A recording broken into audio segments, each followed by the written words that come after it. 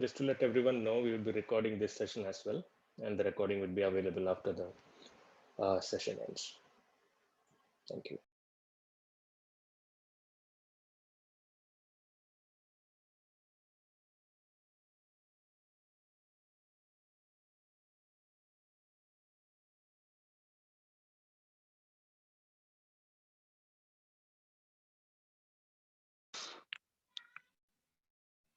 Manjesh, just checking. You are able to hear me, right? Yeah, we can hear you.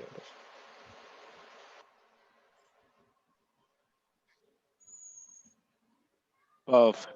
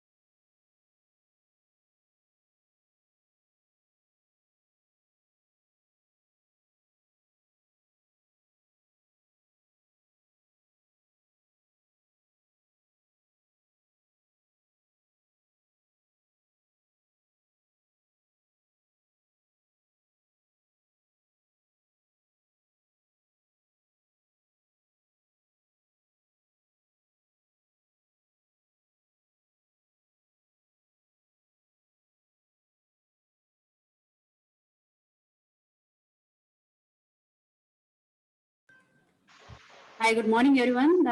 It is 11:03. I guess half of the participants already joined. And by the time we actually start the technical session, maybe the others will join. Without wasting time, let me start the session. Firstly, I thank you all for joining this session, and I hope you got benefited by learning various concepts of cloud computing and security for cloud computing in the last two sessions. And now today we will be doing the little more advanced security concepts on cloud computing. So just to give an overview of what went so far, in the session one, you learned the basic concepts of cloud and different models and etc. That's the one which we covered. And then after that, we moved on to learning how to create an account, a free account, and then how do we create a S3 bucket and then building a static page. That's the session one. And then in the second session two, we went into concepts of cybersecurity in and also the cybersecurity aspects for cloud. Those are the aspects we learned in the conceptual layer. And then in the technical side, you have learned the identity access management and explored different options of how do you enable access groups and access roles, and then how do you enable that restriction of users. That's the part which we'll learn. Now, today we are going to discuss a little more into the cybersecurity concepts in the beginning, and then go deep into EC2, which is the VM virtual machine installation, instance creation, and then how do you enable security controls. That's the session for today. However, we do have a career workshop planned next week. That is to actually explain you what are the different career paths you have in cloud security as well as cyber security, and then what are the different paths, and then what is the market demand, etc. So that those are our ideas on what we want to cover in the career workshop. So when we finish this today's session, we would look forward for you to know from you what do you want to listen from the speakers next week, right? We need that feedback from you so that we create the session and flow of questions accordingly. Since you are already in the program, we recommend you to send your questions either through WhatsApp or through mail so that we populate those questions and then make this session more, what we can say, more towards your own career path rather than just we telling some kind of guidance. Yeah, so that's the overall overview of what went so far and what is coming towards you. We are also looking forward to hear from you on what are the topics you want us to cover in future, in the coming sessions. So since we will be closing all the sessions by next week in this interactive webinar series, we really got what we can say excellent support from you. A lot of great interactive sessions what you are doing, and then you are networking together, you are collaborating together to learn something new, which is very encouraging. And we are all energized to do more. And we are also interested to know what are the areas you want us to work on so that we build on that. Yeah, with that, I give the sessions to Vandana to cover the security concepts for cloud, the second module.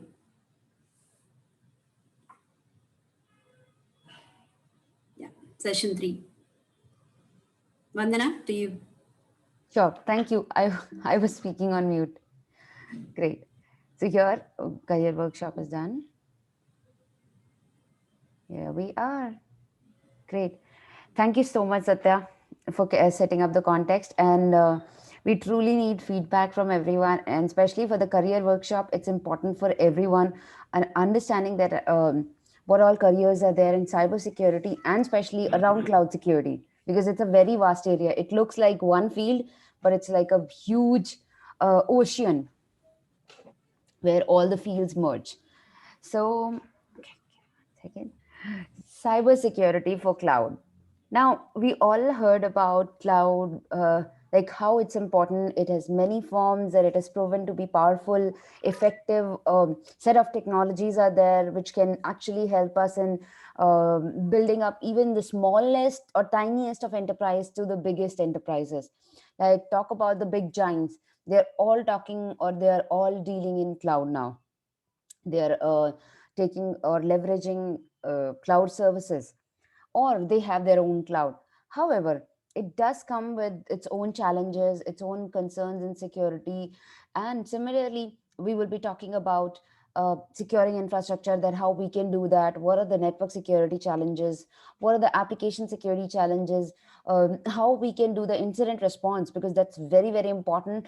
To do the incident response, and at the same time, how do you recover from that incident, how fast you can recover, how fast you can get up from an incident if something happens to the cloud account that you have or cloud services that you're using.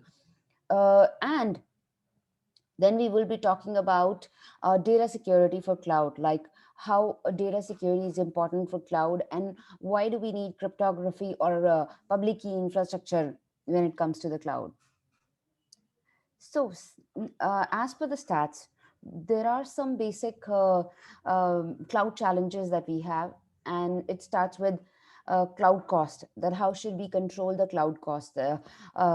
If we are on cloud and we started using more services, or if suddenly we don't use some service but still we are paying for it, but we need to know how do we do it. So that's one big challenge, wherein you will get the bill in the end and then you'll be shocked that how it happened. So it happened to one of my friend that he started some services and forgot about it, but then in the end he got a bill of some nice dollars. So that's one thing that we all have to take care or be cautious about. Data privacy challenges are there, were there, and probably if we don't take action relevant, then we will see data privacy challenges. Similarly, protecting the resources. We have heard about the shared responsibility model that we saw in the previous session. So if we don't take care of shared responsibility model, then protecting cloud resources can be a big challenge. And that is a big challenge in the top public cloud strategy. Then cloud skills for people. Right now, we all are meeting because we want to learn about cloud security or what cloud in general is. because everyone has their own perception. They speak something about this cloud, that cloud. But when we talk about in general, there is cloud, and then there are some aspects to it. And all those aspects go hand in hand for all the clouds. It's just that the terminology differs. And then we talk about different cultural resistance in adopting to cloud. We have seen it, like I've seen it personally, that there are cloud services that people can leverage, but then they can't use because of the cultural challenges. They have certain border issues that you can't use cloud in certain areas. So all of these things are there. Now, these are some of the top 10 cloud challenges which OWASP has highlighted, and this is now being updated with the newer challenges, wherein who is accountable, who is going to take the ownership, who's going to manage the user identity federation. If we have multiple applications, how are we going to federate all those identities? Then compliance has always been a big challenge. But remember one thing, when it comes to compliance, it's not a checklist which we want to check. It is something which we will have to adhere to. And secondly, this is something which we should follow, because if there are some regulations which are there, those are there to help people, not to say that yes, okay, this checklist is done and I'm compliant now. No, those are just to meet the compliance requirements. You're doing it, but nothing further than that. Not, you're not securing your own account, you're not securing your own cloud services. Similarly, privacy and storage settings and service data integration, all these things you will see that there are there. And every now and then people are coming up with their own blogs on interpretation about what are the challenges that are there, but all point towards the same similar things. Like, we need to have the services available, we need to manage the access control, we need to monitor it, and if there are any vulnerabilities, we need to check, figure out, and patch them at the right time. It should not be like, I have found a vulnerability today and I'm patching it after 3 months. No, the patching cycle has to be proper. And similarly, we've seen a lot of configuration related issues. Like, that's a big challenge. And configuration is like something I forgot, and then that created a big problem, or even by mistake. I remember there were recent cases wherein uh, the S3 bucket was publicly available. Now the AWS has mentioned that you can access your bucket, like you can check if your bucket is public or private. Like there was some incidents 3-4 years back where they highlighted that yes, you will get an alert if there is a bucket which is public bucket. Now, if something happens to your uh, environment, how do you deal with it? Or how, when you are monitoring everything, are you responding to the incidents in the right time? So incidents are nothing but if somebody is trying to get into your network, if somebody is trying to access some of your services, if somebody is trying to or somebody is trying to do unauthorized access or exfiltrate the data, like take out the data from your accounts and send it somewhere else. Or could be they might be accessing your keys. So that could be one thing.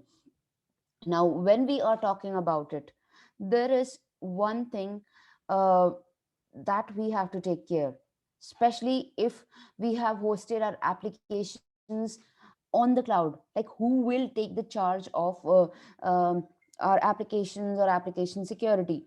Here in cloud, we have lack of visibility and control. Now, you must have seen that the cloud provider is managing, or cloud service provider, CSP, is managing all of this. So, relating to both public cloud and cloud environments, if there is a loss of services, we will not have visibility what happened in the past. Only the cloud service provider can tell us what happened in the past. So, whether we are dealing with public or hybrid cloud environments, um, if we don't have the right visibility, we can lose the control over different aspects, which is IT management and data security, which we talked in the beginning. So especially about legacy style in-house infrastructure, we saw problem, but we thought, why not move to cloud? So While moving to the cloud, you have to look for the relevant services. Those legacy things might not be available in the cloud. And if the legacy services are not there in the cloud, how do you manage it? Whether there are any preventive controls that you can leverage. So when it comes to visualizing potential security vulnerabilities, the lack of visibility can lead to a business falling to potential risk that can be there. In some sectors like media, cloud adoption is like very low. It's only I would say past year happened because people were not planning to move, but then they had no choice but to move to cloud.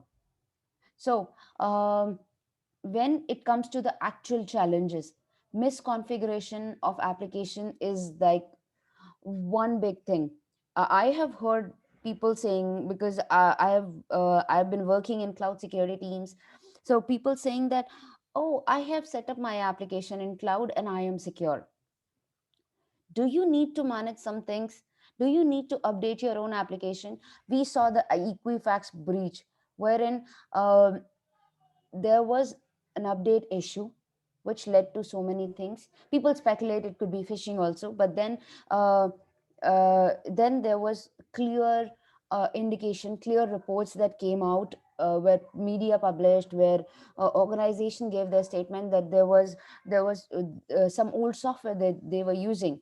And at the same time, I remember breaches from the top companies where the misconfiguration happened in the application, and lot of users data was made publicly available. Like, look at the social media sites whose data is being publicly available, like so many sites. And when they say it's like it was just a minute mistake, okay, it was just a minor mistake, but that led to the huge data loss.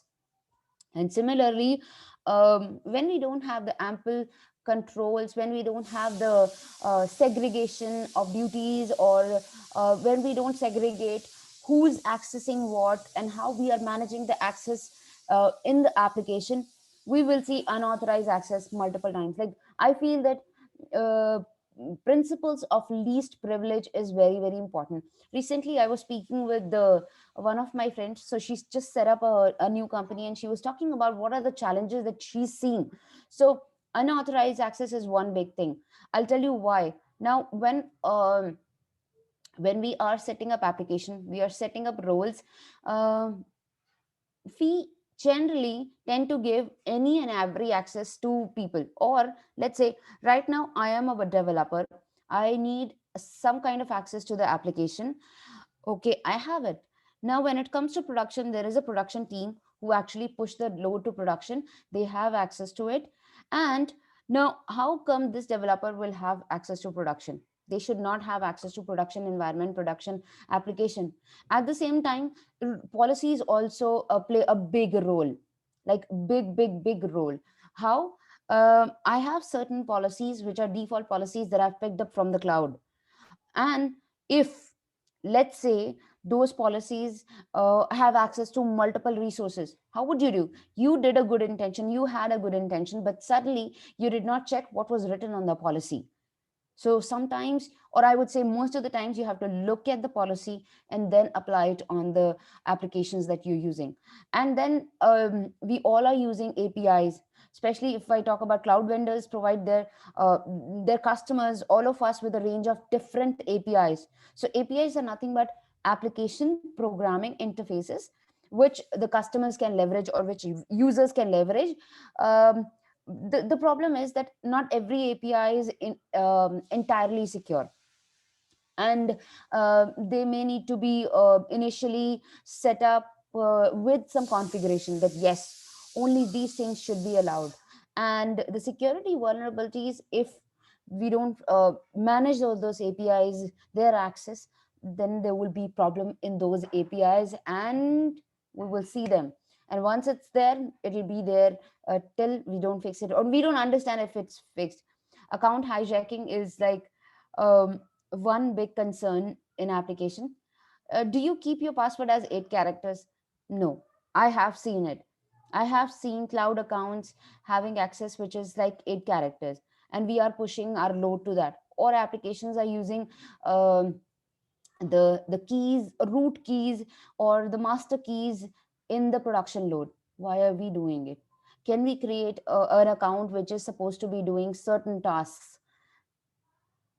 Then comes network security. Now, network security is now here when we talk about cloud, all those security services that we speak about, or all those security domains, they merge together. Like we can't segregate much, but here we can actually speak about man in the middle attack, where a third party manages to become the third party services are is managing our own account. But when we talk about a data relay of data between source and destination, somebody comes in between and start understanding what we are doing, start listening to what we are doing. uh, Another important aspect is denial of services. Like people say, we are using cloud, so we would not see denial of services or distributed denial of services. We do have services, cloud providers do provide some services, but then when DDoS attack knocks a resource offline, how would you handle it? It just floods it. So cloud services do handle all of that, or cloud service provider do handle it, but there are still actions that we have to take care in terms of denial of services. Then that's why I've seen some special services which are being given to the application owners, which they can avail for distributed denial of services. And then comes a point wherein somebody is just sport scanning. Now you must be thinking that I was on that slide and I was speaking about it, because here remember one thing, when when we are speaking, we have to connect on all those things. Especially it's a homework for you, that what are man in the middle, like why do we do that? When two systems are speaking, how a person comes in between, or how a service comes in between and start listening to all our actions. And then if somebody gets access to that service, they will have access to all the things that we are doing. Now SQL injection is more of an application level flaw, but then that is creating a lot of concerns for network as well. And there can be no doubt that cloud computing is valuable technology for all our businesses, or many businesses. However, um, or if we don't manage our applications well, and we don't do the responsibility our responsibility well in cloud, we will see the breaches, we will see all those data thefts happening. Now comes data security. Like we are handling, but how data security can be helpful? So the benefits of cloud computing are being realized by most of the companies, and it gives a virtual cloud computing. Like we will have an EC2 instance session after I'm done, like I'll take a couple of more minutes. And but cloud computing has introduced many challenges around data security as well. So there are various approaches which cryptography provides to cloud data. So many companies choose to encrypt data, like when the data is in-house, like they encrypt the data prior to uploading it to the cloud altogether, which can be a good solution, but which is not a good solution. Think about, you have so much of data differently categorized and you are encrypting everything. How much data processing would need, how much resources would be needing? So this approach is beneficial, because the data is encrypted before it leaves the whole organization environment, and data can only be decrypted by the authorized parties. But it is like a big problem to process all those data. Other cloud recipient, or other cloud, I would say that if we can't do the encryption, what how can we handle it? Or if we can't encrypt the whole data, how should we handle it? I would say that categorize the data which needs to be encrypted. Especially if I talk about PCI says that you can't say save the credit cards, only some truncated numbers you can do that. So when you are saving the truncated numbers, that's also a confidential detail. If you are saving it on some database, that has to be encrypted and properly encrypted. And for very least in the cloud, I would say, or for very least for the application, what we can do that is we can have encrypted connections like HTTPS or TLS connection on the environment. And especially when we are transiting the data, I still see a lot of applications have HTTP enabled. Like there was one site which says that you need, they were just taking information about CISOs, and then that site itself is insecure. Like, tell them that you are dealing with security and your site itself is secure. How can we trust you? So companies and organizations need to take a very data centric approach to protecting the sensitive information in order to make sure that when we are guarding our systems from any threats, we are encrypting it. We are using the different encryption mechanism, cryptography, key management systems to secure them. And that's why the key management system is there, where you manage your own keys. When because now keys are being used to log in into the systems. So when the keys are used, how securely we are using the keys, how regularly we are removing those keys, like every 30 days, every 6 months, every 2 months. So what is the frequency of that? And there was one thing which I mentioned, like using the root account keys. Like if I get your root account key, I log into that account and I can do anything and everything. Whatever you do, you will not even get to know. Now comes the incident response. When you have so much resources, can we monitor it? Now the beauty of cloud is, like, I totally love it that there are so many free services which cloud provides, which you can leverage, which we can leverage, which we all can leverage, and we can monitor our own resources. If we don't have enough bandwidth to buy more, to buy some services which might monitor cloud, so cloud services provider itself provides so many services which we can take help from. We can set the alerts at the right time with different actions that can be taken, and we can also respond to them on time if we are monitoring it. So incident response is something which is very, very important when we are doing all of it, but we are not managing our incidents properly. Then nobody can save us, because we don't have visibility on our own environment, and which goes again hand in hand with cryptography and PKI. Great. So here I am handing over to Akash to take the session further. Hi, Akash. So Akash would be sharing more insights on how to create VMs, how to secure them, and further things. Let me Hi, go ahead Vandana. and stop sharing. Can Hi, you Akash. hear me? Yes, we Can you can hear hear me? you. Yes, we can hear you. Perfect. See, I'm so sorry if I was going too fast. I know I had a deadline because I have to complete in time. No Yeah, problem. thanks, But it was Vandana. very good information. My host sharing is disabled. Can someone enable the sharing, please? So, uh, okay. Let's do one thing. Vandana, can you share the screen in the meantime, or host sharing is enabled? So while Okay. Akash comes up, team, do you have any questions on the concepts given by Vandana? Please put in the Q&A so that she can answer.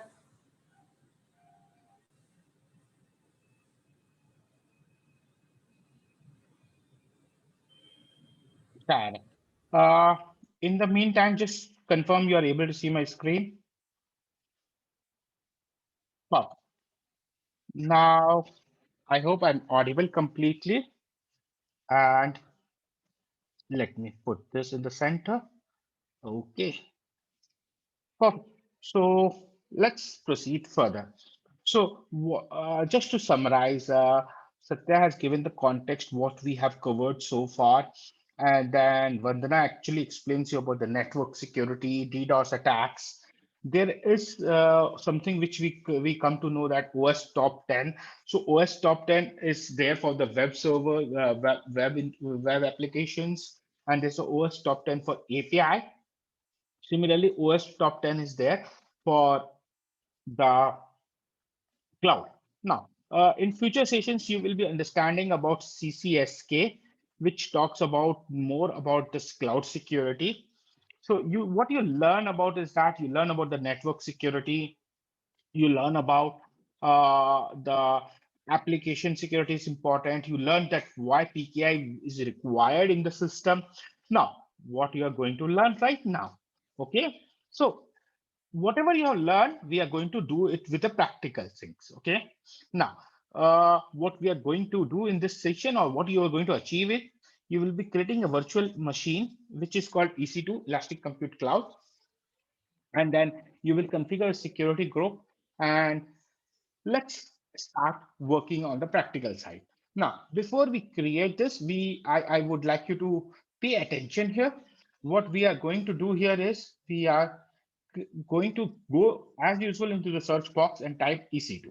Clear? So this is my favorite screenshot, because it's actually helps you to understand, okay, how the services are being searched. Now, as soon as you click on the EC2 on the left-hand side, you will see under network security, key pairs. Okay. Now, if you remember, Vanna is talking about encryption and all those things. So here is the important things which comes into the picture. They're creating a key pairs. This is the extra layer of security which is being provided. And when you create a key pair, it actually creates public and private key. And cloud provider is not storing your private key. Private key is immediately downloaded. Okay, where it is downloaded into your browser, into your system, actually in your computer. Public key is there with the provider. So let's understand. What I have done is that I type in the search box EC2, then I type create key pair under network and security, and I am creating my key. So I'm just typing key 1 and I select PEM file. Okay, now I am going to create a key pair here. And as soon as I create a key pair, you will see that my private key gets downloaded. It is your responsibility to protect that private key.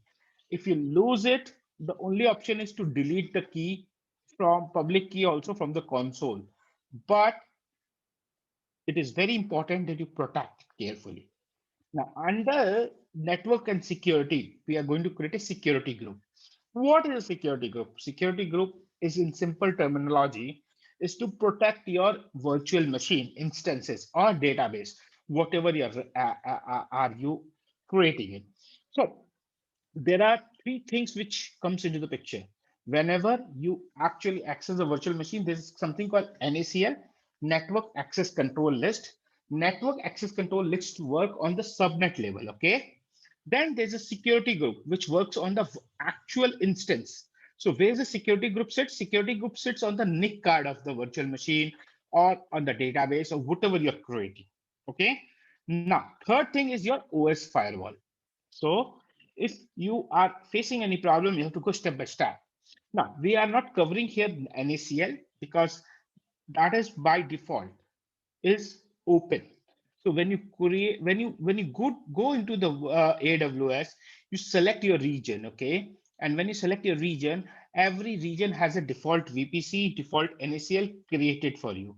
What you have to create is first the key pair, second is the security group. So now we are in the second step to create the key pair.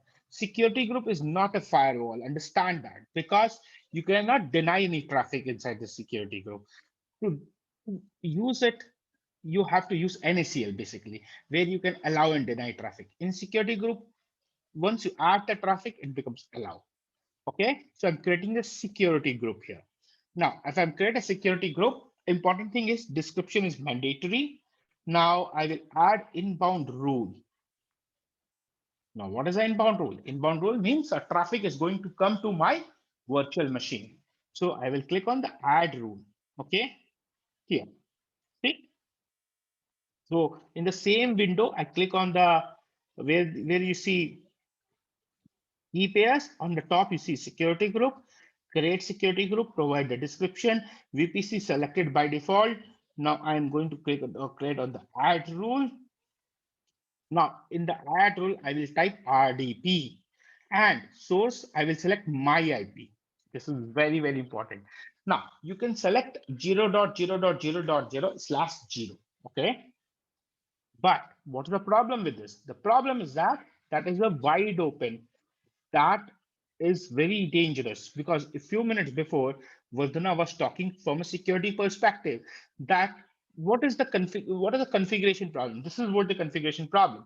you open the RDP port or SSH port to 0.0.0.0/0, and the entire world can access it if they know the credentials, okay? Or if during due to brute force method or another method, they acquire the credentials. So, but when you put my IP, the system is so intelligent that it will take your ISP provider IP address. If your router reboots or your if you shut down your router, then this IP again changes, okay? So you have to come again and add my IP again. Clear? So I'm adding RDP 3389 is the port for RDP. And instead of adding custom or anywhere, I'm adding my IP. It will automatically pick up my IP address. Now I will click on the create security group and the security group will be created. See here, create security group. Okay, so I'm proceeding further.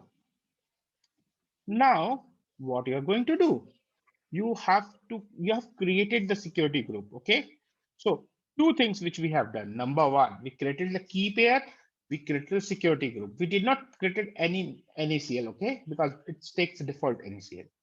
Now what we are going to do, we are going to create the instance. So create instance, we will click on launch instance. If you see here, let me move this here for them. Okay, you see the launch instance is there. Okay, now in the launch instance, what you are going to do is that you are going to launch the instance. This time, it is very, very important. Please pay attention. What you are going to do here is that you are going to select a free tier left hand side. Okay, and once you select the free tier, after that, you have to, in the search window, you have to type Windows.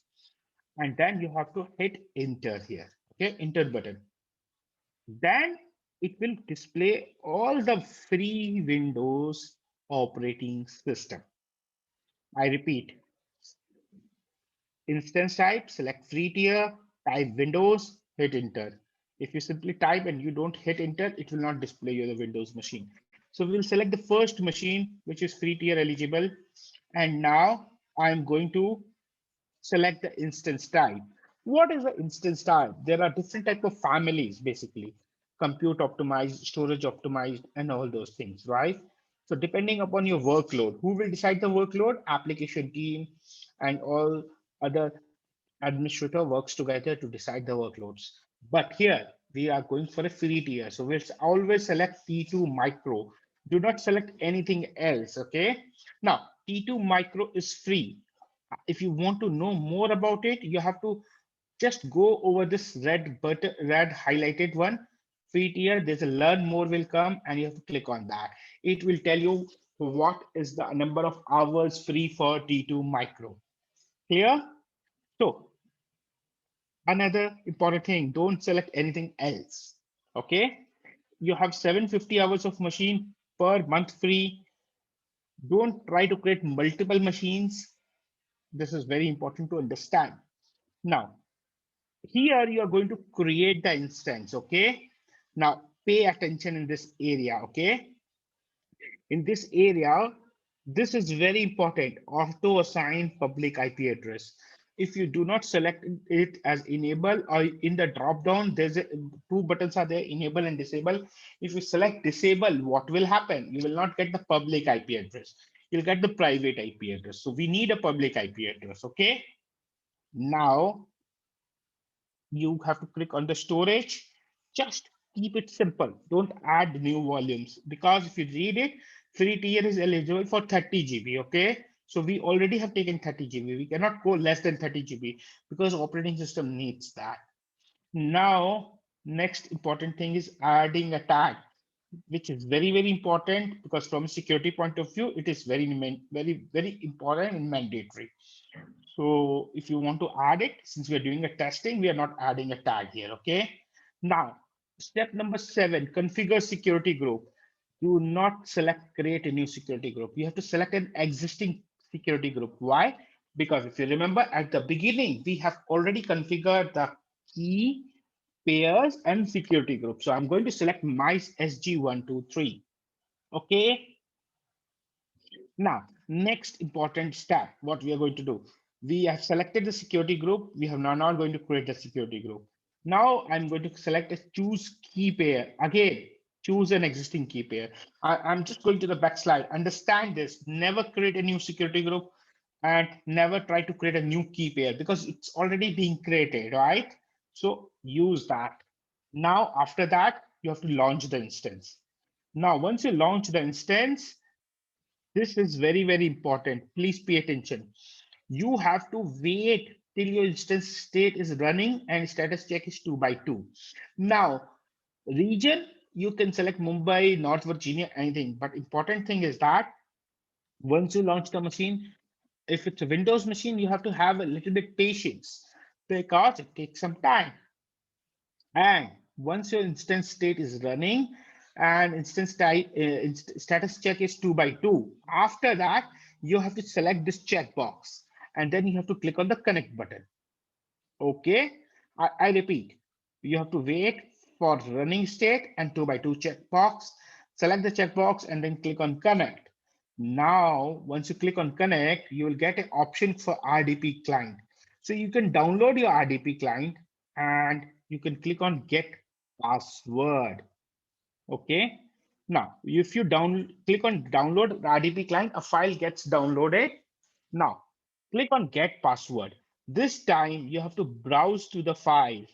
Which file you have to provide? You have to provide your private key, which you have created during the key pair creation. And you have to click on decrypt password. So now you understand how the encryption is being used here. When you create a key pair, private key is given to you, public key is there with the cloud provider. The password of the administrator is encrypted with the public key and only private key can open it. So for that is the reason how it's secure basically. So once you click on decrypt password, you will get your password. So what is your username? Username is administrator. Now, important thing. Now you have to connect to the RDP client. You have downloaded the file. So this download remote desktop file, you have to double click on it. It will ask you to provide the username and password. Username is administrator, password you already obtained it. You have to click on yes button. And for here, it is giving you a certificate warning. Why? Because RDP connection is secured by a certificate, but the certificate is not being in a trusted list. So you have to select yes, don't select no, okay? So once you select the yes, you will be able to go inside your virtual machine.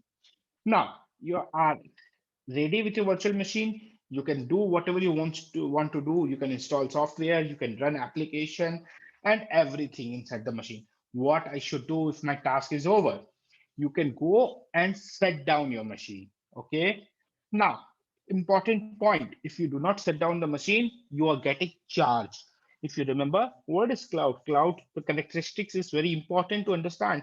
Pay per use. Pay, so if you're using it for 5 minutes, you're paying for it. Now here T2 micro is free. So it does not mean that you will keep running your machine. Shut down your machine. And if you think that you don't need this machine anymore, then you have to terminate the machine. So you have so this is important. To stop the machine, you have to stop the instances. Now, to terminate it, you have to terminate the instances. Once you terminate the instance, same machine cannot be recovered. It's totally destroyed. You have to create another machine. But if you believe you want to work back, you have to stop the instance and then you have to start the instance. Correct? But if you believe that you don't want to work on the same machine and you don't need it anymore, terminate it. Clear? So now, this is the link to Ishi creation video. In this link, the biggest thing is that I'm using a root password for creating the virtual machine. You can use it, but what is the best practice? Remember, the best practice is that you should create an administrator account. Using that administrator account, you should create the virtual machines, or you should create an EC2 role. Or in this scenario, you have to follow the best practice, correct? But if you want to log in with a root and create it, it's a test, you can still do that. Correct? Now let's come down. This is the link for creating a virtual machine on Azure and virtual machine on GCP. Very straightforward, very simple. Okay. Now, and this comes to our end of the practical session. I'm stopping the screen. Do let me know if you have any questions.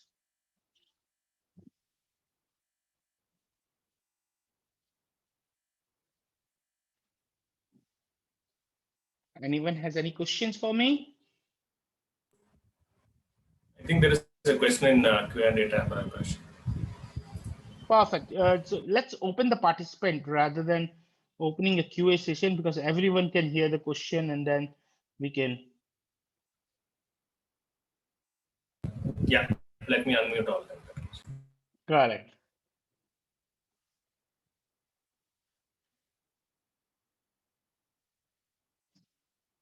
Please feel free to ask your question rather than posting it.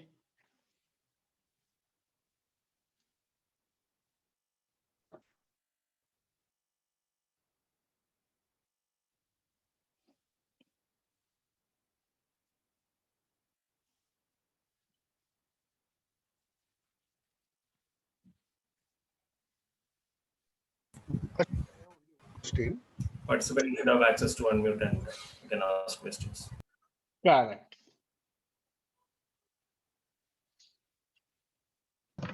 Guys, please go ahead. Yeah, I have only one question.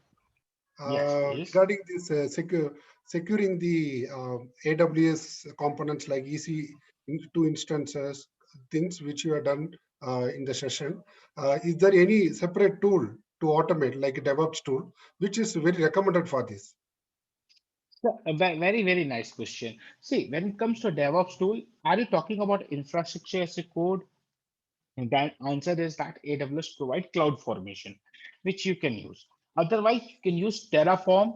The Terraform can be used for automation purpose, where you can create the entire script, or I would say that entire code, which will deploy the virtual machine, create the security group for you. It will do everything. Terraform can be used on Azure, can be used on GCP, can be used on AWS. CloudFormation is only used on AWS. You cannot use it on any other product. Right, Okay. So Vivek? always priority go to CloudFormation, and then you will go to Terraform in case, right? Depends upon your choice. So I have seen the people, they actually use Terraform strictly because they have multiple clouds in their environment. But there are persons who's only dedicatedly working on AWS, they go for CloudFormation. Okay. Thank you, Ashish. And there's another important thing. Recently, AWS has launched CDK, Cloud Development Kit. This Cloud Development Kit works into each and everything. So what you can do is that using Cloud Development Kit, you can write your coding in Python language, in TypeScript, and you can automate this entire process of creating the virtual machine with a logic into it. Okay. Even though cloud security stuff like key generation, send encryption, everything we can do it from there itself, right? See, for key generation, you can also do it, but the best practice is that generally what I have shown you is that key is already created because it's a one-time activity. Please try to understand this. Okay. Everything can be automated. I'm not saying that, but the best practice is that already there are 2 to 3 keys you have created in the Mumbai region.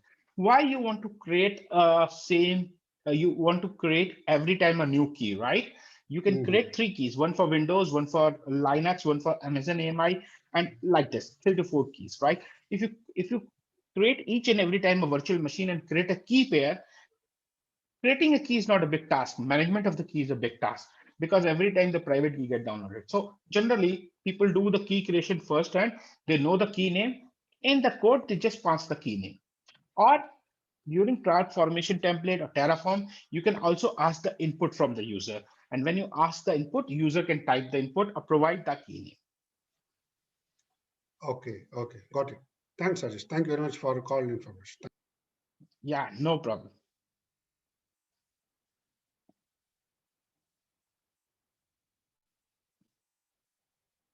Anyone has any more questions, please?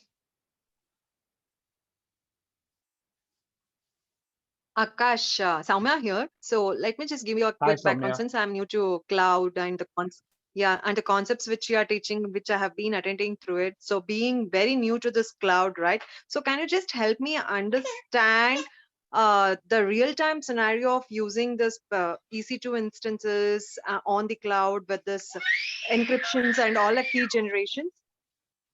Correct. So real-time scenario is that you want to host your web server, okay? So in that case, you will create a web server how you'll create a web server. That is what your exercise is, so that you can understand it. In the next exercise homework, you will be seeing that you are going to create a web server. You will receive assignment, and once a web server is ready, after that, what you can do is that you can use a load balancer and send the traffic. And then that web server can go and talk to the application layer, and application layer can go and talk to the database.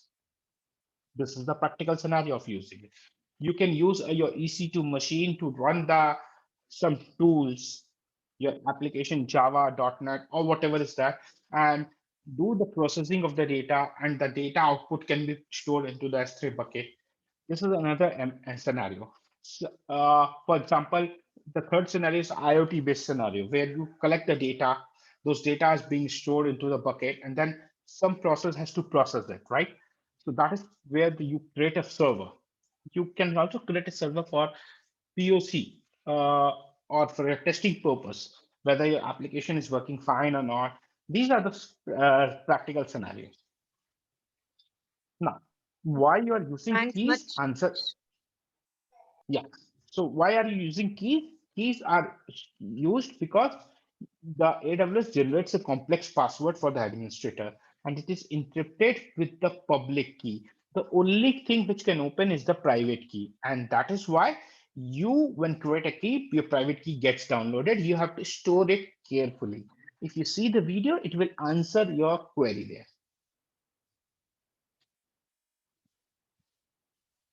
Okay, so any more questions, Soumya, or we are good here?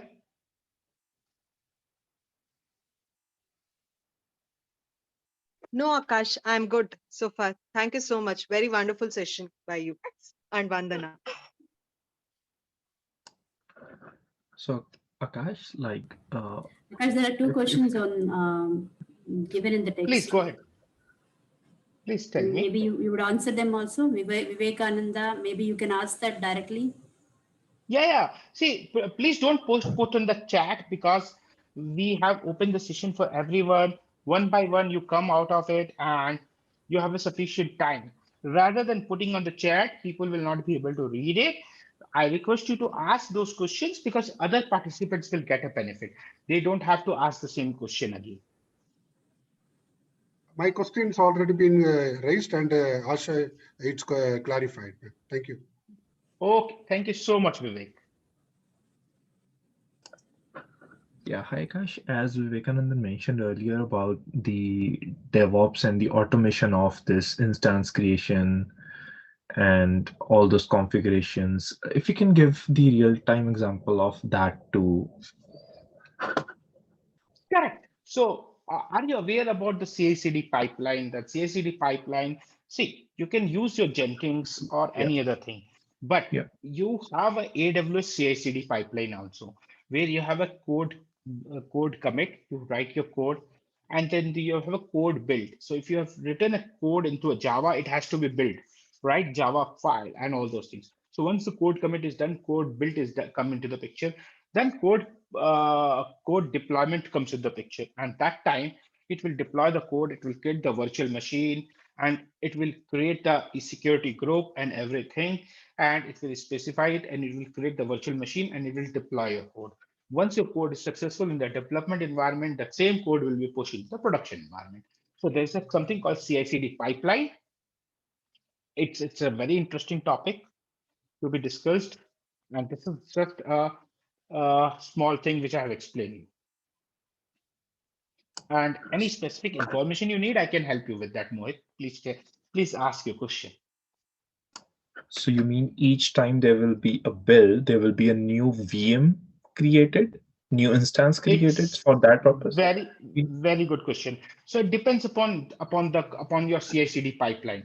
There's something called deployment method, where you can specify that, okay, this is already the existing instances. You build the code and you directly deploy the code to the EC2 instances. But if you specify that I need a new instance, then it will be using it. Generally, what happens is that in UAT and dev environment and production environment, they don't create new instances each and every time. Okay. Yeah, that's what I was about to come to, actually, because it is not advisable, right, to always create a new VM and just to, Yeah, you right. know, in development For, environment specifically can use. for example, I have seen where the people, there's a small team where they are doing, they used to build every time the virtual machine, deploy it, collect the result and delete it. But in production, in case of production, you don't do that. In test and development, however you're designing it, it depends upon you. Yes, it is not advisable that you create the virtual machine because you are incurring the cost to the business. As few minutes before, it was told that cloud is a good if you utilize the resource properly. If you do not utilize the resource properly, then in that case, it is not good for you. Like a electricity bill and water bill, okay? If you are utilizing the electricity properly, it is good. But if you're sleeping in one room and in the entire electricity is open, your tap is open, you are wasting the resource, you have to pay for it. Again, can someone ask you? Can someone force you? Answer is no. It's up to you, Mohit, how you want to do that. But yes, what you told, best practice is not to waste it. Reuse the resource, deploy your code which is already running on it, test it in the dev environment, UAT environment, and then do it in the production. Don't recreate the machines every time. Use the existing security groups. Don't create multiple security groups. Someone can say that it's free, I can create it. Go ahead, no one will stop you. It's cloud.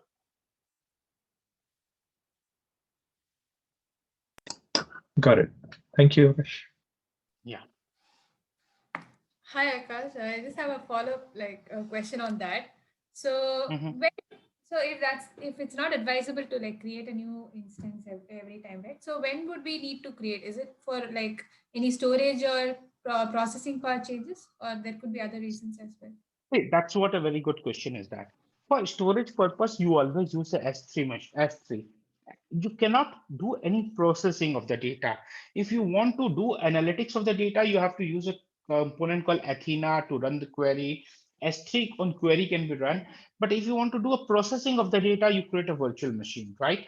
If your virtual machine is already there and you feel that the workload is very high, then there is a concept of auto scaling, which will automatically create the workload, will create the virtual machines for you. And when the workload goes down, it will go down. So the correct approach is that rather than going for a manual one, create an auto scaling environment and use load balancer to balance the load. Okay. Right, Hardi? Okay. So Yeah. avoid manual process. If at the night 2 a.m., if I get a call that, okay, 3 of the virtual machines are running at a peak of 90%, and I have to wake up at 2 a.m. and then create one more virtual machine, then what is the benefit of the cloud? Rather than create Right. auto scaling, and auto scaling will automatically create virtual machines based on the load configurations and defined parameters. And once the load comes down, 60 to 65%, it will automatically remove those auto scaled machines, created machine. Okay. Okay. Yeah. I think that answers. I just had another question. Yeah, please. So the private key files are downloaded to our local machine, right? So are there any best practices to keep them secure? Harni, it's $1 million question. It's not a very simple question. That's okay. Thank you so much for asking it. So the best practice is that as soon as your private key is there, there is a service called AWS Secret Manager. You store your entire key inside it, and Secret Manager encrypts it using AWS KMS service. So your SSH keys are stored there. You can create a Lambda function, which will actually rotate your SSH key also by creating new keys. So using the old key, it will log into the virtual machine, remove the old key, generate the new key. It will put that new key and again store it back into the Secret Manager. Okay. People store the this SSH key inside the S3 bucket, which is never considered to be a good practice. It is the worst practice which you can do it. Use AWS Secret Manager. And there are organizations which are using a tool called CyberArk or some home stored into the on-premise. You don't have to store in your laptop, right? If it is there in your laptop, you move it to the, if you have a data center, you are using CyberArk or centralized to store it that. Otherwise, use Secret Manager or Azure Key Vault. and remove it completely from your laptop. Okay, I see. Okay. Yeah. Yeah, thank you so much, Akash. I think that answers that question. Yes. Hi, Akash. I just wanted to ask you, when we were creating the security groups in the process, we added an inbound rule, that whatever traffic comes up to the virtual machine, we're just adding a rule for that. But we've explicitly mentioned there that we'll not be modifying the outbound rule. So if we by any chance, are there any instances where we could actually, put an outbound rule as well? So what would be the implications for that? Come on. There's Yes. a very important terminology which you say explicitly.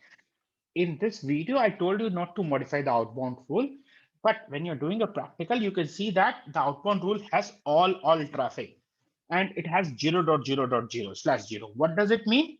It means that your virtual machine can go and talk to anyone. Okay. Now, let's consider a scenario. I have a production workload. I want that my security should be very tight. If any bad process is running inside the system, it should not go and talk to the outside world. So my machine should not go and talk to anyone else. So I know which network it can talk. I will be specifying that and that protocol. If my machine I want to talk to HTTPS only, I will allow 443.0.0.0. If I know 443 to the corrective protocols, then in that case, I will specify those things. Correct? But by default, if you see the outbound rule, this is clearly explained in the video. It is all traffic 0.0.0/0.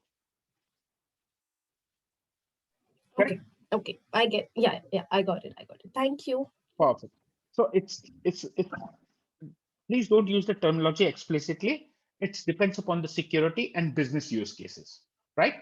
In the dev environment, UAT environment, they do not modify the outbound port, but in production, they do that because they don't want the machine to go and talk to anything in the system, right? Yeah. Okay. Noted on that. Yeah. Perfect. Anyone has any questions? Please feel free to ask the question. The important point is that if you think your question is very small or it's very big, it doesn't matter. People will not remember that. But you will not get the answer. You have to work hard for it. So this is a platform where you can actually ask your questions, even it is a simple or small question. So please feel free to ask it. You will get a video link and you will get the assignments. The assignment is pretty simple. You have to create a virtual machine and a Windows machine, and then you have to host a web application on that. After hosting the web application, you have to actually access the public URL and see your application is working. Very interesting assignment. You will face some challenges and you have to troubleshoot it. Last time I have given you a hint. This time no hint is given because now you know how to search in Google. You know how to struggle, and your journey starts now. Akash, only one question. Yeah, please. Yeah, I'm new to the AWS recently only. So understanding what are the things, what are the skills need to be developed? One guy need to be a cloud security architect on the AWS, something like that. I need to know. See, that's a very nice question. I would say that, Vivek. And the answer to your question is that if you want to become a cloud security architect, it's not a very shortcut. First thing, you have to know a security very well. You have to uh, increase your skill sets in network security. You have to understand what are the different ways of networking is there. You have to understand the basic terminology of BGP protocol, all those things. Then you have to pick a cloud provider. You have to understand what is the network security they provided.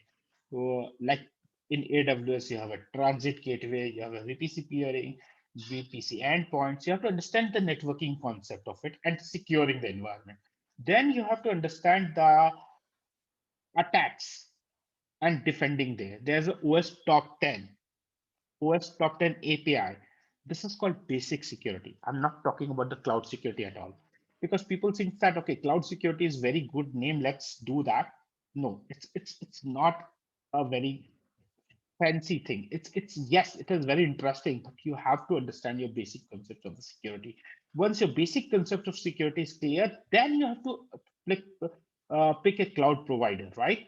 And then you have to understand the cloud provider. And now the difficult part starts. Cloud provider also has its own tool, like Azure. Azure is using an NSG.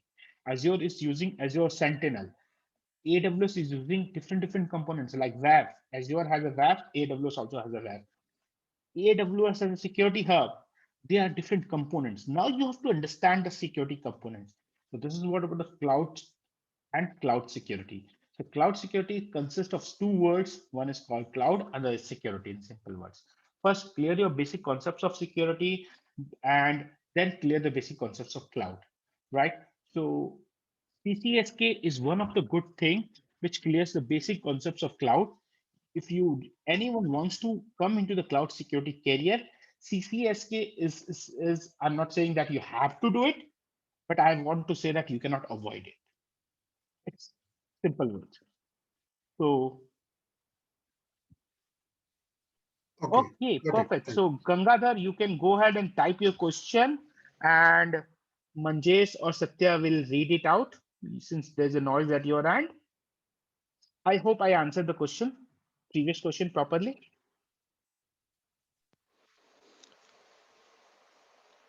Akash, so question from Gangadhar is there any chance of NAT concept in this where we need to access web server in public? See, NAT is something called network address translation. That is basically when you have to access a web server, the answer to your question is that you don't use NAT in this scenario, okay? There's a NACL, which is totally different. NAT is network address translation. So what you do is that you create your virtual machines, and we have given a public IP address. In practical scenario, you never give public IP address. You give private IP address. What you do is that you create a load balancer, okay? And the load balancer will be sending a traffic to your private instances. Now, if anyone wants to access your web application, they have to use the load balancer, and load balancer will send the traffic to the virtual machines. So if I understand properly, I have answered your question, but in that case, is there any specific requirement for the NAT? Please type your question and I will be happy to answer that also.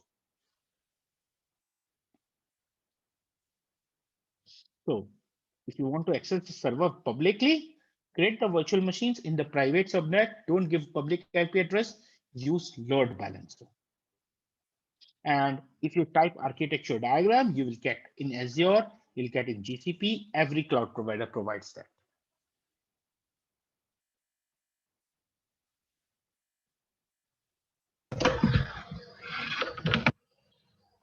Hi, Akash. I have a question.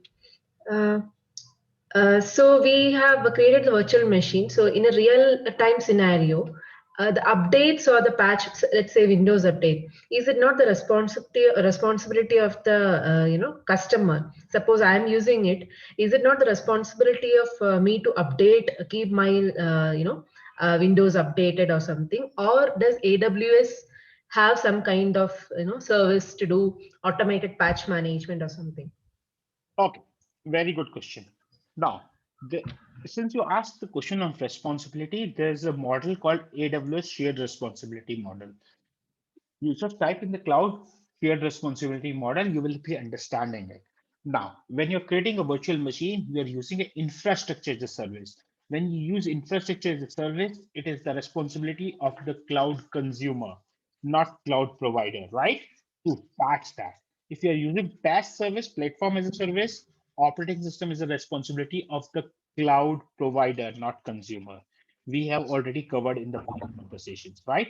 So when you create a machine, it's your responsibility. When I say your, it means cloud consumer, not cloud provider. Now, AWS provides a service called AWS SSM Patch Manager, which actually helps you to patch your Windows workload. But AWS is not going to patch on your behalf. It is your responsibility to do that. AWS also provides a service called AWS Inspector, which you can run it and find out whether there's any vulnerability inside it. And there's a CIS benchmark using which you can find out whether your machine is hardened or not. Okay. Yeah, got So it. these are the two services. But at the end of the day, it is an infrastructure as a service. Let's try to understand it. In infrastructure as a service, you create the virtual machine. So AWS provides a service, but it will not help you. Okay. If you need any Okay. help, go read the documentation and configure it. Okay. Yeah. Similarly, got for Azure also. Azure also has a service for patching, and Google Cloud also has it. Just a simple example, I think it's quoted by AWS itself, or I don't know whether it is Azure. So the example here is almost similar to an apartment, you know. So a builder doesn't have access to what you are doing within your own apartment. They have access to the perimeter and security, etc., but not your own house. It's almost similar in case you are taking infrastructure services. So you know what is there inside your home, unless you give the keys to the what we can say the builder to actually manage your own home, right? It's almost same there in AWS also. If you take a shared resource where the AWS is managing almost everything, that is where they manage it. For example, it's a clubhouse that is managed by the builder, right? That's not managed by you. Whereas your own home, you know that you have the keys and you know where is what and how is it handled. It's almost similar. That is actually expected by the every cloud service provider, no matter whether it is AWS or Azure, etc. The privacy of the content what you are loading inside your own virtual machine, whether it is patched, unpatched, heavily patched, or all those aspects are within the control of the tenant, practically speaking. The word is same, whether it is apartment or a CSP. Another aspect is, okay, if that is the case, there is a chance that there are people could exploit that anonymity to attack others in the other apartments, right? Think like that, right? What about those people who are who also hosted their machines in the same platform? Do they do it? So to do that, what AWS, Azure, and even GCP does is network layer monitoring is what they do, so that you are not exploiting others through a network, whether internally or externally. So the network layer protection is something majority of the time handled by the CSPs, whereas the host, which is server and storage, all those controls, whatever you are doing, is actually completely with the infrastructure tenant. Yeah, that's the simplest way to understand. But we also need to think in the business perspective, the accountability of ensuring security lands with the owner, right? Wherever it went wrong, whichever happened, which layer, through whether the thief came through the main gate or in between the passage, or they came through the terrace, no matter what, the chances you will be losing your own crown jewels you kept in your own house, right? So that the accountability still lies with the tenant. However, that's why it's called shared responsibility. The clarity is given is by the majority of the CSPs, or agreed principle is that network layer protection is handled by CSP. Host layer protection is handled by the tenant, unless it is explicitly asked to be provided by the CSP. Yeah, that's the simplest clarification. Hope that helps. Yes, yeah. Thank you. That's a very good explanation. Thank you. Thank you.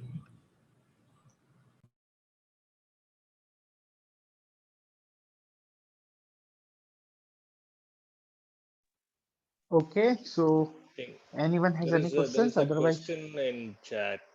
Does AWS provide any alert if the OS version on VM is outdated or has reported vulnerabilities? If the OS image is selected from AWS. so image is provided by AWS. You can also create your own image. If you're using a outdated one operating system running in environment, it is your responsibility for it. If, for example, Windows 2008 is no more available, AWS will stop giving you the image of 2008. It will give you the latest image. But if you're running a workload, it is your responsibility. Patching is your responsibility. Again, vulnerability. AWS Inspector is a service which you can use for vulnerability management. You can find out the vulnerabilities. It uses the CVE, Common Vulnerability Enumeration Database. But you have to run that tool. You have to select the instances against which virtual machines you want to run the tool. AWS will not do it for you. It is an infrastructure as a service. Please try to understand an infrastructure as a service, which few minutes before Satya told that hardware is the responsibility of the cloud provider. The operating system and securing the operating system, securing the application, vulnerability of the application is not the responsibility of the cloud provider. It is your responsibility.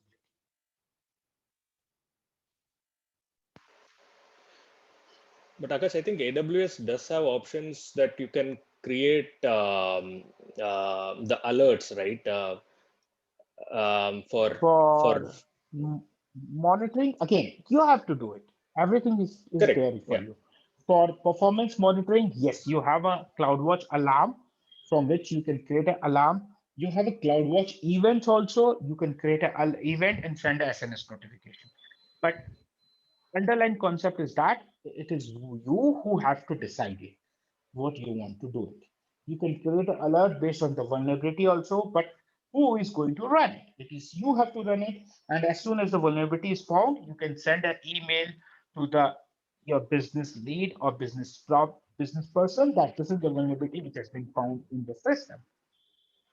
And please consider that. Right. So these things are not pre-configured. It is more that you have to put in efforts and you have to secure your space. Absolutely.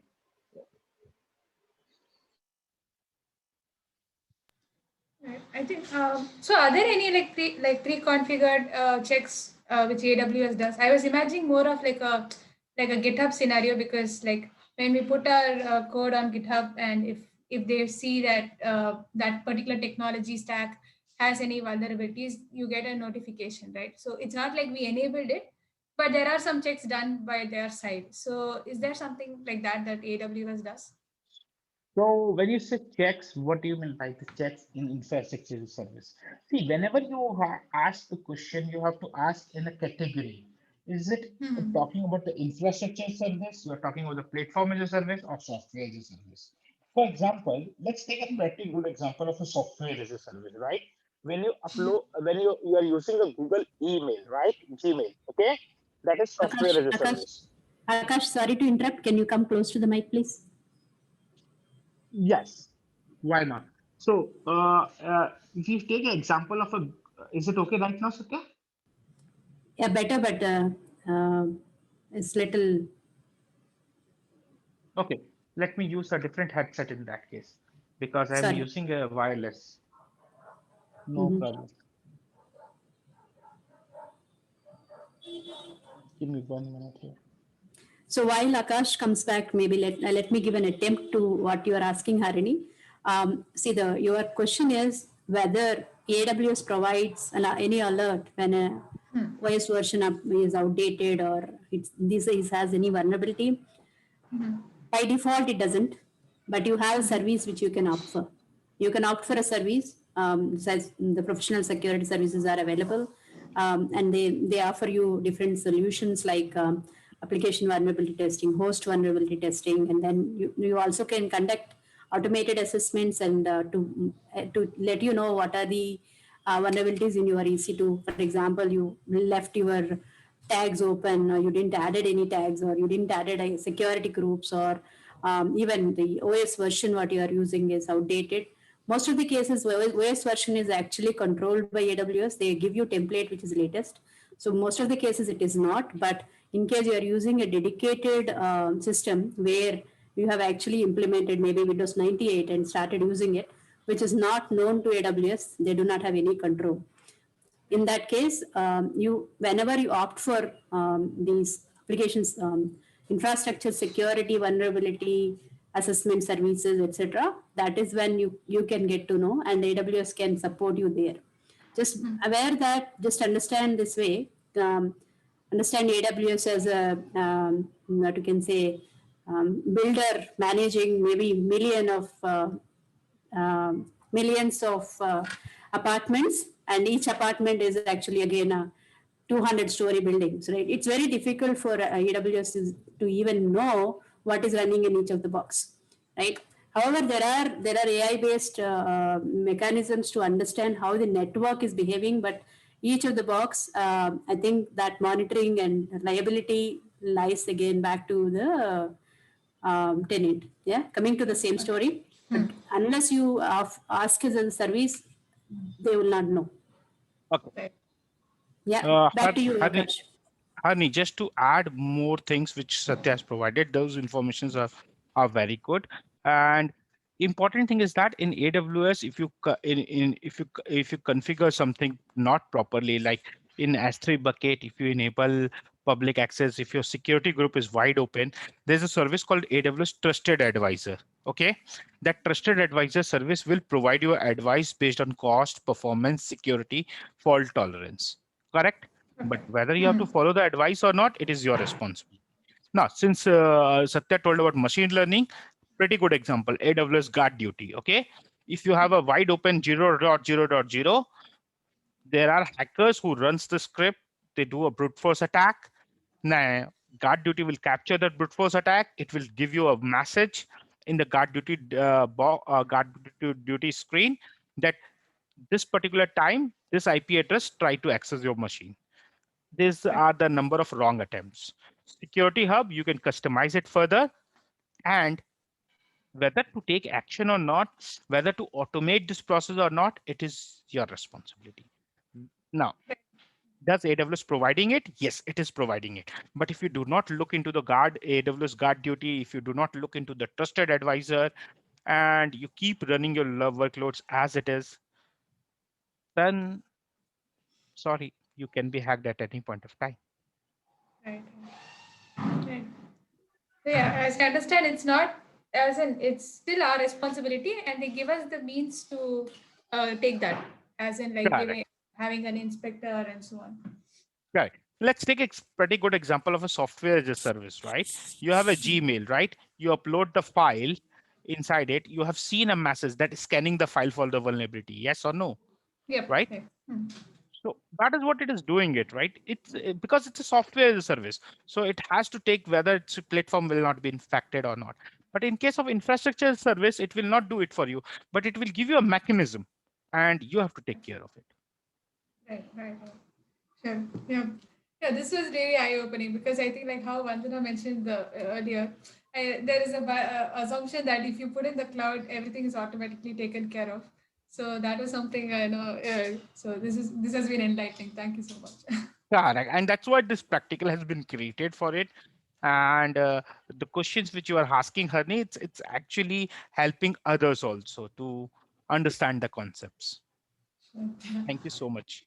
Yeah, thanks. Just to add on to that topic, Harini, there are two types of people. One group of people believe everything is done by cloud, and second group of people believe that nothing is done by cloud, right? So let's not go there. So there are two different types of trust. That's why this model called shared responsibility comes in. Yeah.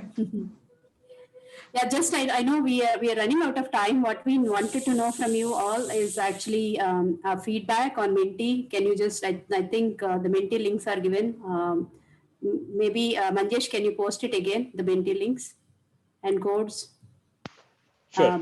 So please give your feedback. And we are looking for what are the topics you want to cover in future sessions. That's one we want. And another one is, for next session, which is the career workshop, what are the topics or questions you have, so that we form up that line of thought flow in the discussion. Yeah. So please give your feedback and also inputs for upcoming sessions. Akash, I think there is one more question. When Yes. the web server is hosted in public, is there any possibility of an RDP attack, and how can it be protected? Correct. Now, that's a very nice question. In the meantime, I'm answering the questions. I just want to update that Manjesh has pasted a link for session 3 topic and something. So request you to look into it. And those who have a questions, please feel free to ask. Okay. So answer to your question is, if you're hosting a web server, is there's any RDP attack, or if it's a Linux server, there's a SSH attacks, trust me, attacks will happen. Now, there's a AWS Guard Duty, which uses a machine learning algorithm, and it captures that and give you the information that this IP address is trying to log in into your system using Security Hub, AWS Detective Services. You can figure it out, and you can automate the process to block those IP addresses on the NACL level and WAF level also using Lambda function. So yes, answer is, to detect it, you have to use enable guard duty, which will take care of it. Correct?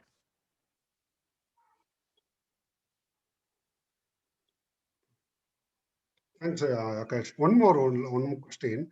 So far, the reviews or questions has been asking guard duty is one of the hardening the AWS for monitoring threat detection stuff, right? So what are the other tools which is recommended when in case we are hosting in the public domain in AWS services for our customers? Apart from the guard duty, I see some Macie is there.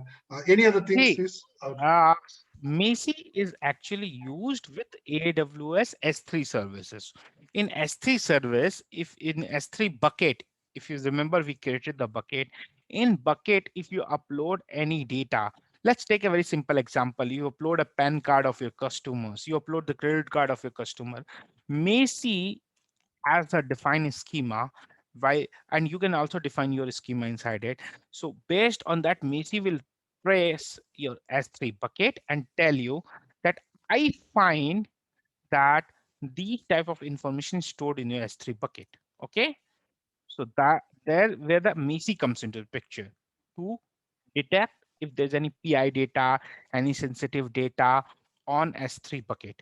Now, when it comes to a virtual machine, or when it comes to S3 settings, it comes to security group is not properly maintained. You have open 0.0, you have open port 80, which is not secure at all. That time you have to use trusted advisor for the advice. Correct? But if you want to capture the attack, trusted advisor does not give you the attack. It gives you the advice that your machine, virtual machine is running. This is a security group which is not very strong enough.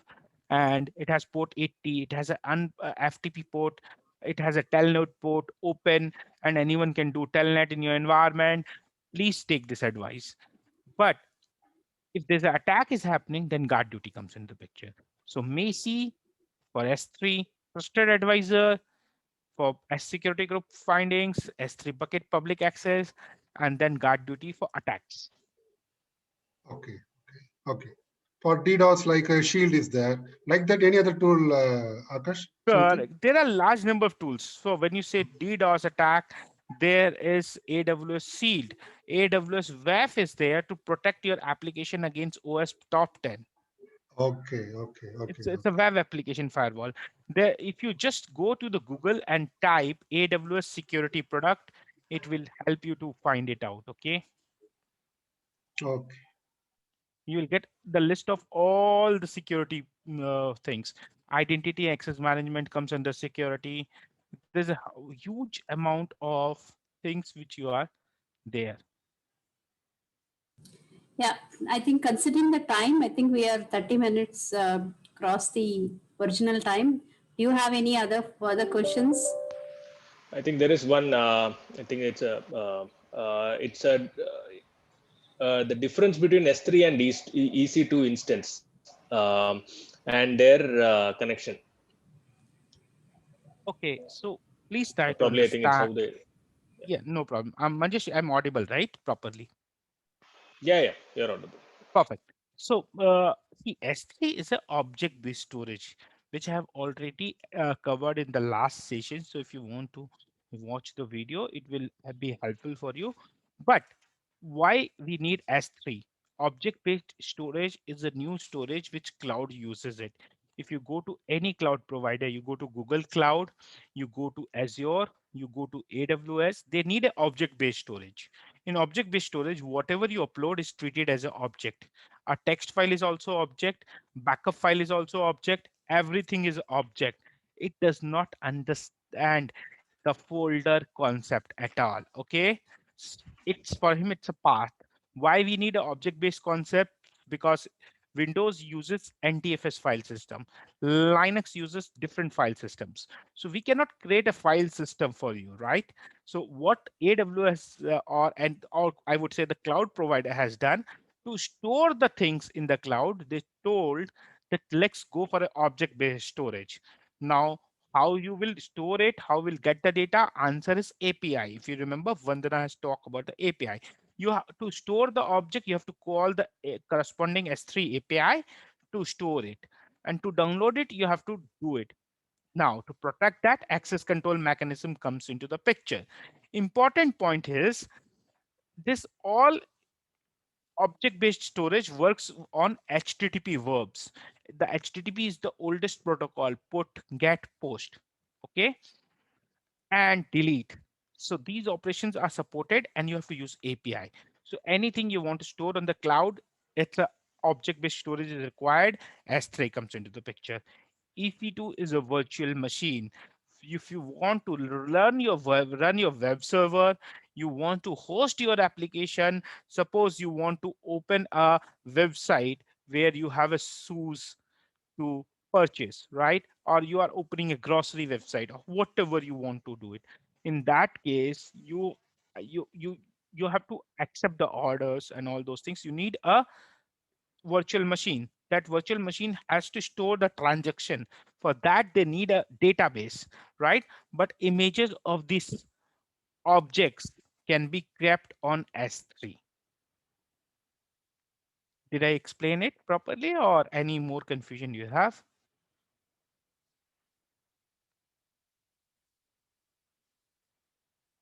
Manjesh, any more questions? Otherwise, we can close the call. It's 12:30. Yeah, there are We no can more park questions, I think. we can park the questions for the next session tomorrow. So the assignment is pretty clear.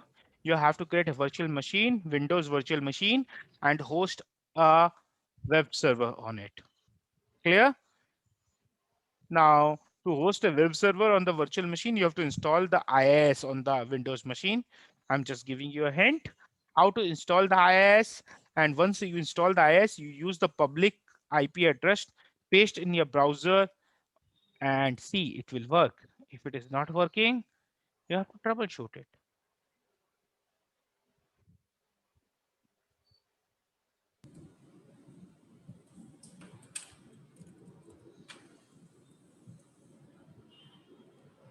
Okay.